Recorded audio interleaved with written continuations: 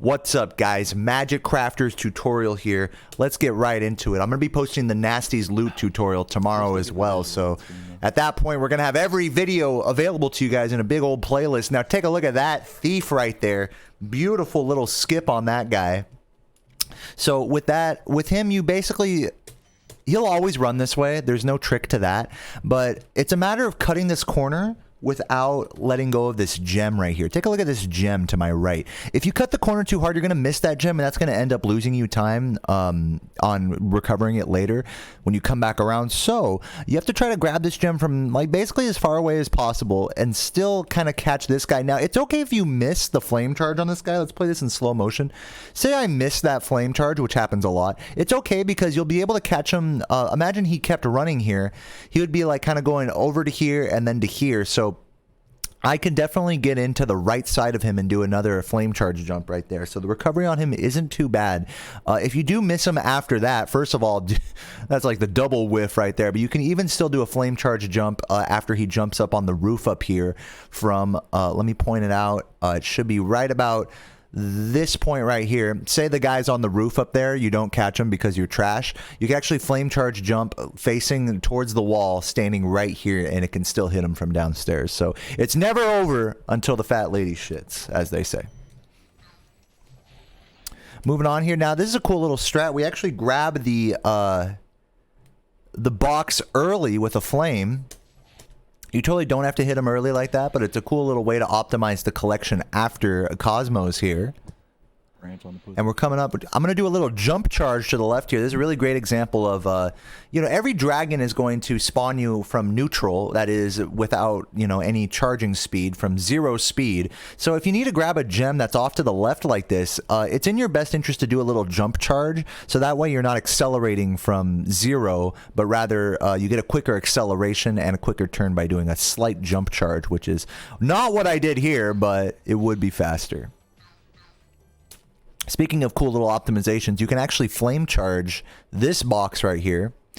And that does clean up the movement in this section just ever so slightly. But really, it all comes down to your own execution. It's kind of a matter of, you got to think up these little strategies and then try to put them in the action. And hopefully, if you're a goddamn legend, then you can actually make them save time, if you could believe that.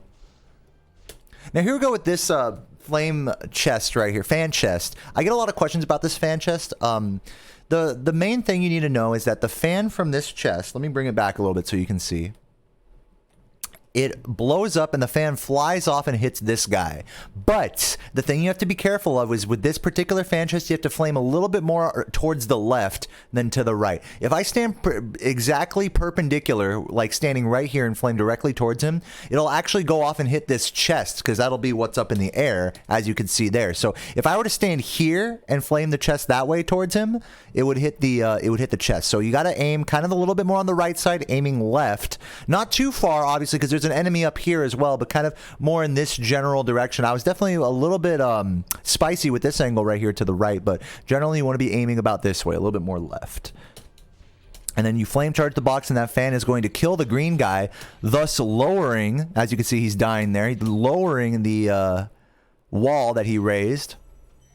Nice jump charge there. Be careful with those gems. Now, you might be thinking, okay, why am I skipping these guys here? Like, I should probably be grabbing this fan chest and these enemies. Well, you can do that if you're a little baby pussy-ass bitch, or you can skip them and save them for after Alpine Ridge, because during the supercharge, you can actually dip down from above and get the supercharge on both of these enemies right here. So both these enemies and the fan chest. But it's a tricky supercharge. I recommend learning it because it's very satisfying if you do get it. Grab that box. I don't really worry about the red gems because you'll collect them naturally after the level, which, as you can see, I do here. And then here comes this thief. Be kind of anticipating his movement and make it so that your flame hits him right as he's passing you, basically. So that way we can jump past him and not bonk on him. If you do bonk on him, that's not a big deal. It's better than missing him entirely. Obviously, the more clean you do the movement on him, the riskier it gets with the flame, the more you let him pass by you. So just be careful with him. It's better to hit him. It's better to get the flame charge jump and bonk him in order to skip the animation than it is to miss him entirely and waste like 2 to 4 seconds recovering him after the Strong chest. Now, look at this supercharge here. Let's just play this supercharge in full here. The first thing I want to point out is I go to a very specific point on the supercharge ramp. You can kind of see where the polygons change here. This is like a seam for the two polygons. So I aim right about here in order to start my supercharge so I don't have too much speed. You don't want too much speed here. That's very important. Grab the two metal boxes. You need to grab those two metal boxes, by the way. Otherwise, you're going to have trouble doing the double kill off the supercharge after high caves. Get those two guys barely out of the air, and then grab those guys coming in early on the room just to grab that strong box there. Now, key chest, if you'd like to call it. Now, some more nuance to this. Let's watch in slow-mo. Again, going up to that point where the you can see that seam right there as well, where the polygons change. That's where you're aiming, as I said earlier. But now, move through the metal boxes and push hard. Look how hard I'm pushing against this slope right here. It almost looks like I'm about to bonk against the wall, but believe in yourself. Believe in me who believes in you to get the nice little bump off of this. Let's watch that slow-mo. Nice bump there. Notice how I'm still facing left here. I'm really trying to take as much airtime as possible in order to curve it into these guys. If you hit them too far on top, like right here, I really chanced it because I hit that guy almost on top of his hitbox, which would have missed the gem home in. So that's a very common thing, which is why I kind of go out to the left here in this area. Let's watch this in full motion. Go off to the left and then curve it in. Same thing here, jump off left and then curve in so that way you don't land on top of the hitboxes, making sure you're homing in those gems. And jump out here again, going left to right because, and the reasoning for this left to right zigzag here is a little different in midair because we want to land somewhere like right here. If we land too far inside the room, a weird sort of phenomena happens where you'll continue the suit. You won't be able to stop like this. See how it just stops right there and I'm able to let all those gems home in? If you land too far into this cave, without doing that zigzag in the air, then you'll end up continuing your momentum from the supercharge even after letting it go and doing the little pivot turnaround, which, by the way, really cool use of the turnaround animation, which normally we're trying to avoid. It's faster to turn around without this pivot, but since we need to get all the gems from this fountain, it ends up being faster this way. It turns us the correct direction because we have to wait there anyways. And it stops our supercharge if we land early in the cave like that. Stretching these gems, jumping around. Now you can see I really wanted to get that jump there, but didn't quite make it. But an interesting thing I did that you might not pick up on is once I am on top of this supercharge ramp here, let's take a look. I do jump charge, okay? Not to be confused with charge jump. I press X and then square here on this ramp. And a thing that I want to note and refer to you guys to is that supercharge ramps change Spyro's momentum properties even when you're not supercharging. So when you jump charge on these ramps, you get extra upward momentum. So if you're going up a slope that you can't do what's called a skitter jump where you hold X and square and he does the glitchy jump. If the slope is too steep for that, like this one is, you're better off jump charging even if it's not a supercharge ramp. That way Spyro has more vertical speed while ascending, even though you're not charging as much. That was almost a really good Homeworld. You can see how going up the ramp, even when I'm not jumping, kind of towards the end of the ramp here, it sort of slows down Spyro. Really kind of slows him down near the top like that. So I could have even snuck out one more of those jump charges there. So now we're exiting high caves. Okay. Saying hello to our boy Xantor. Now, check out the position that Spyro's going to be in here. He's going to be facing off to, towards the dragon. We're going to have to do a jump charge to the right in order to optimally get on this ramp. But then there's going to be two enemies down there, which we're going to want to double kill. I'm going to be going for a right to left strat on them, but you can also opt for a going through the tree down here, which you can't see in this cutscene. But there's a tree you can go down here and go left to right as well. So you'll definitely have to play with these two guys here and see which strategy is going to work best for the double kill on them. Also making sure that you don't get cucked by the green guy here as well. So here I go for the left to right. Beautiful. Nowadays I don't do that because it's like, frames slower than the right to left. But to watch this in slow-mo again, it's really whatever works. Because if you miss these guys, you're losing like 6 seconds going back for them after Wizard Peak. But you see, I go left to right. You have to hit them one after the other, basically. So find your consistent strat with that. Now I curve it around, and I try to aim for this general spot. Whether I go right to left or left to right, I'm aiming for this general spot right here. Because it's like, again, the polygons work out such that your quickest way through this section is going to be through here. And if you go off to the right or to the left too much, even if you like still hit the guy, you'll get, so say I go to the right like and barely hit him like this, I'll get cucked by the raising platform that he does here. You can see he barely starts to raise it right about here, and that'll create a little curb that Spyro will flop off of. He's raising it at that point, so you got to be really careful about how you push through to this guy. Make sure your line is really straight, especially after hitting the two metal guys. That's a hard thing to finagle, is a straight line through this guy with enough speed also that'll get you through him as well. It's another reason why you can't go too slow in this section for the double kill or triple kill, if you want to call it that. Now you'll notice I skipped around Wild Flight here. And you can see there's all these like gems and stuff back here. There's like the two spring chests. You can kind of see one of them out of the corner there. What we used to do for many years was actually go around the back of Crystal Flight and then continue the supercharge. But it was proven by Saboom a few years back that that's actually a couple seconds slower. And it's faster to go through this. Now make sure you get all the way through this strong box and then short hop to let go of the supercharge, but you're still preserving momentum. A lot of that momentum you can see is still preserved in the supercharge when I do the short hop flame charge. Look at that, short hop flame charge with a ton of momentum. So you don't need to worry about getting too far forward there, because the carryover momentum from the supercharge will take you over to that wizard. And you definitely do want to flame charge this guy, because he will cuck you. The wizards in this homeworld, these little green wizards are they have notoriously bad hitboxes, so you are going to be better off trying to flame charge them. The one after Wizard Peak is also a doozy. Same, this guy, flame charge him, get up there. And again, because this slope is steep here, I could opt to go a little bit more straight lines to the left and do jump charges in order to get up this slope more quickly. I didn't do that here. I opted for the skitter jump, where I bared towards the shallower slope and held X and square to get the glitchy skitter jump. And there's this guy right here. You see I fully charged into this guy. Fully. So make sure you're getting this.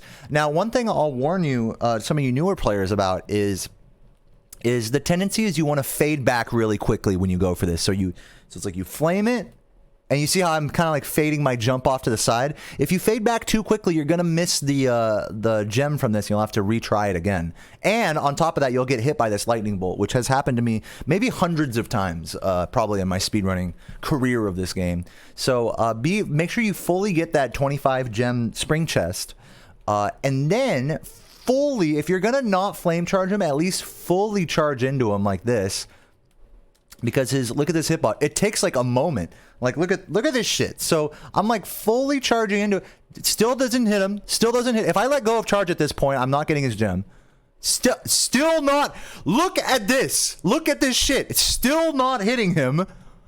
And finally, it hits him. Finally, it fucking hits him. So these guys are just notoriously shitty with their hitboxes, which is no surprise. It might actually be a better strategy, a more consistently quick strategy with the lines to do a fade back, and then it's hard because you have to wait with the flame charge on this guy.